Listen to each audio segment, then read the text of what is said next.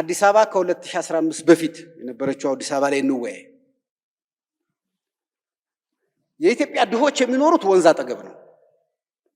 የኢትዮጵያ ሀብታሞች የሚኖሩት ከወንዝ ርቀው ነው። የኢትዮጵያ ቆሻሾች የሚኖሩት ወንዝ ውስጥ ነው። የኢትዮጵያ ንጽህና የሚገኘው ከወንዝ ውጭ ነው። ኢትዮጵያ ውስጥ ህገወጥ ግንባታ፣ የቆርቆሮ ቤት፣ የጭቃ ቤት የሚገኘው ወንዝ አጠገብ ነው። በጣም ጥሩ ቦታዎች የሚገኙት ከወንዝ ርቀው በነቦሌና በእነንትን ነው። የወንጀል የምን መሰባሰቢያ ተደርገው የሚቆጠሩት የወንዝ ዳር አካባቢዎች ናቸው። የጤናማ የመዝናኛ ቦታዎች ተደርገው የሚቆጠሩት ሌሎች ናቸው።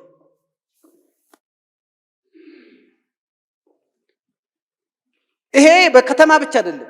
ወደ ገጠሩም ወርዳችሁ ብታዩ ወንዝ ዳር የሰይጣን፣ ያጋንንት፣ የቆሌ፣ የውቃቤ፣ የጅኒ መጠራቀሚያ ተደርጎ ነው የሚቆጠረው።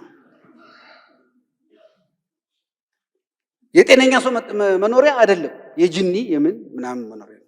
በሌላው ዓለም ስታዩት የጅኒ አይደለም፣ የሀብታም መኖሪያ ነው ወንዝ ዳር። ከተሞች የሚሰሩት ወንዝ አጠገብ።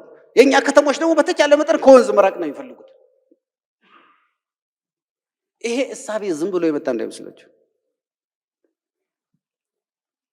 እንደ ኪነ ጥበብ ሰው እንደ የዚህን ሀገር ችግር ለመፍታት እንደሚነሳ ሰው ቁጭ ለመመርመር ያለብን ለምንድን ነው እንደዚህ ይሆን ነው? ለምን ነው ወንዝ እንድንፈራ፣ ለምን ውሃ እንድንጠላ ወንዝ እንድንፈራ ለምን የተደረገው? ለምንድን ነው?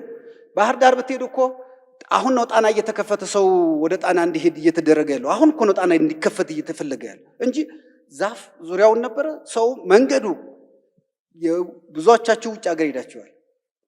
ሐይቅ ዳር ያሉ መንገዶች ሰው ሐይቁን እያየ እንዲሄድ የሚያደርጉ መንገዶች አሉ፣ ወንዙን እያየ እንዲሄድ የሚያደርጉ። የባህር ዳር ከተማን መንገድ ብታዩት ግን ከሐይቁ በጣም የራቀ መንገድ ነው። ሐይቁን ሰው እንዳያይ ተደርጎ ነው መጀመሪያውን የሚሰራው። ሰውም ወደ ሐይቁ ከሄደ ሰው ጅኒው ያስገባኛል ስለሚል ከነመኪናው እንዳያስገባው ርቆ ነው መንገዱም የተሰራው።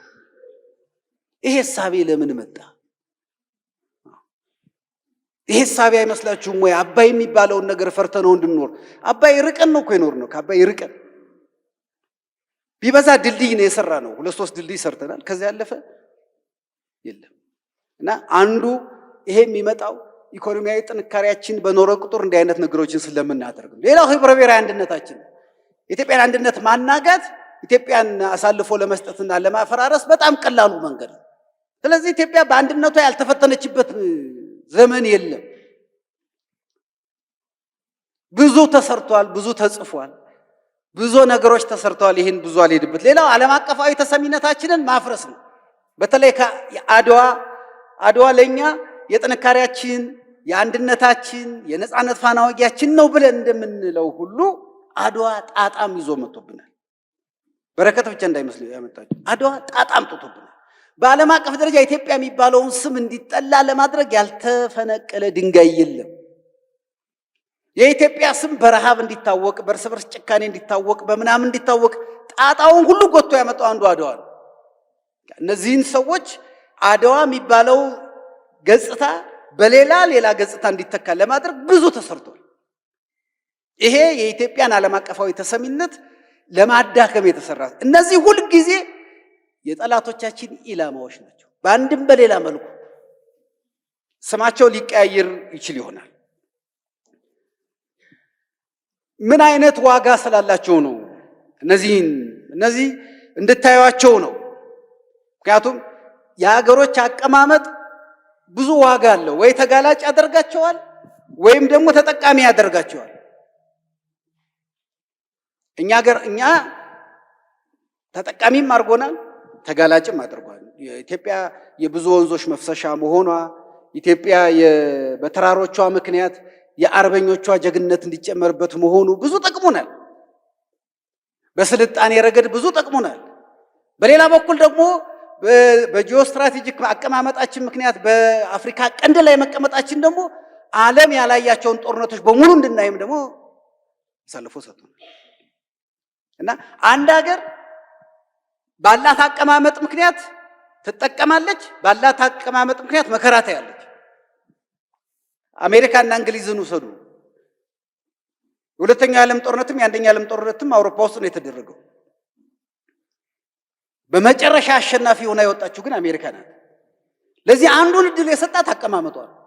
አሜሪካ እንደ ጀርመን እንደ ፈረንሳይ ወይ እንደ ቤልጂየም ወይ እንደ ጣሊያን አውሮፓ ውስጥ በመሬት የምትገኝ ሀገር አይደለች። ስለዚህ የነ ሂትለር የምድር ጦር ሊደርስባት አልቻለም። ወይም በዛ ዘመን የነበረው የአውሮፕላን ጦርነት በተለይ የአውሮፕላን ቴክኖሎጂ እንደ አሜሪካ ባለው ላይ ጫናም ያሳድር አልነበረም። በባህር ተከባ ከአውሮፓ ርቃ መኖሯ ጠቅሟታል በዛ ጊዜ። ስለዚህ የጦርነት ሜዳውን አውሮፓ ላይ አድርጋ አሸናፊነቱን ነው የወሰደችው። እና አንድ ሀገር በነበረው አቀማመጥ ለዕዳም ለጥቅምም ይውላል። ኢትዮጵያንም ሁኔታ ከዚህ አንጻር መገምገም መቻል አለብን። የሀገራት ደህንነት መወሰኛም ጭምር ነው። የጂኦ ስትራቴጂክ ቁመናችን የዛችን ሀገር ደህንነት ይወስነዋል። ሴኩሪቲ ማለት ነው ደህንነት ስንል ያ ሀገር በጤናው እየኖረ ነው አይደለም የሚለውን ይወስነዋል። የኢትዮጵያ አቀማመጥ በረከትም መርገምም ጭምር ነው ለኢትዮጵያ። በረከቱን ከፍ አድርጎ መርገሙን መቀነስ ደግሞ የኛ የዜጎቿ ድርሻ ነው። ሁሉም ሀገር ይሄ ጣጣ አለው በየራሱ እንደየራሱ ሁኔታ ማለት ነው። እድልም አለው። እነዚህ የምታዩቸው ድሎች ናቸው። ኢትዮጵያ በዚህ አካባቢ መሆኗ ብዙ ድሎችን ሰጥቷታል። ከጥንት ስልጣኔያችን ለታላላቅ ሃይማኖቶች ከነበረን ቅርበት የብዙ ቋንቋዎችና ባህሎች መናኸሪያ እንድትሆን የአፍሪካና የእስያ መገናኛ የአፍሪካና የአውሮፓ መገናኛ እንድትሆን በምግብ እንኳን በጣም ብዙ አይነት የምግብ ሁኔታዎች ብዙ አይነት የእህል አማራጮች፣ የዛፍ አማራጮች፣ የእንስሳ አማራጮች፣ ለጤና የሚሆኑ እጽዋት አማራጮች እንኳን እንድናገኝ አድርጎናል። አንድ እንደው እንድታስተውሉት ብዙ የውጭ ሀገር ሰዎች ኢትዮጵያ ይመጡና አሁን ነው እንጂ ተነቅቶ የተከለከለው ብዙ የውጭ ሀገር ሰዎች ኢትዮጵያ ይመጡና አሁን ትልልቅ እንስሳትን ትልልቅ እጽዋትን ይዘው አይሄዱ። በተለይ ከእስያ አካባቢ የሚመጡ የነበሩት ይዘው የሚሄዱት የሳር ዘር ነው።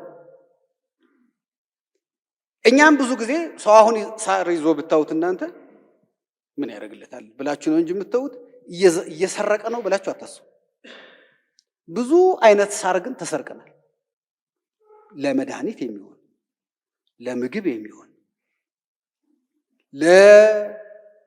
ለሽቶ የሚሆን የአሮማቲክ የምንላቸው ብዙዎቹ ለምን ኢትዮጵያ ውስጥ ባለ 4 አይነት አንዳንድ ጊዜ እስከ 6 አይነት የሚሄድ የመልክዓ ምድርና የአየር ሁኔታ ያለበት ሀገር ስለሆነ እዚህ ሀገር ውስጥ ሊበቅል የማይችል አይነት ነገር የለም። የት ነው ያለው የሚለው ብቻ ነው የሚወሰነው። በዚህ ምክንያት ይሄ የኛ አቀማመጥ ለነዚህ ሁሉ ጠቅሞናል። ለነዚህ ሁሉ ነገሮች ጠቅሞናል። በሌላ በኩል ፈተና ቢያመጣብንም ኢትዮጵያ ውስጥ ከ130 ሜትር የባህር ጠለል በታች እስከ 4620 ሜትር ከታች እስከ ላይ ድረስ ያላት ሀገር ናት። በእነዚህ ሁሉ ለቱሪዝም ብትሉ ለግብርና፣ ለማዕድን፣ ለመከላከያ ለብዙ አይነት የሚሆን እድል ሰጥቶናል። ሁሉንም አይነት ነገሮች እንድናገኝ አድርጎናል። ፈልገን አስሰን ደርሰንበታል አልደረስንበትም ካልሆነበት በስተቀር ኢትዮጵያ ውስጥ የለም ሊባል የሚችል ነገር ራሱ የለም ነው እስኪባል ድረስ ማለት ነው። ሁሉም ነገር እንዲኖራት አድርጓታል።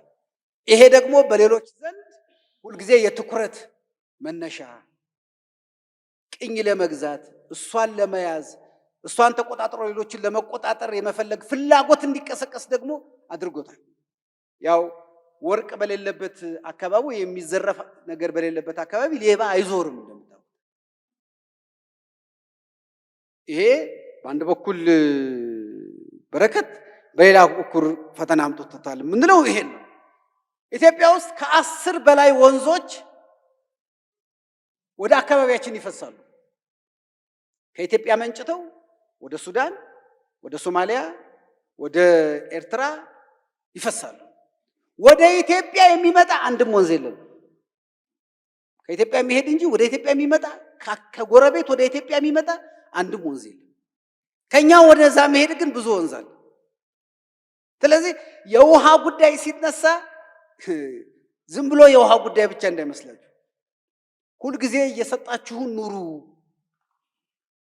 እናንተ ግን ምንም አታድርጉ የሚል ፍላጎት መነሻ ነው። ከኛም ይሄዳል ወደኛም ይመጣ ግን የለም።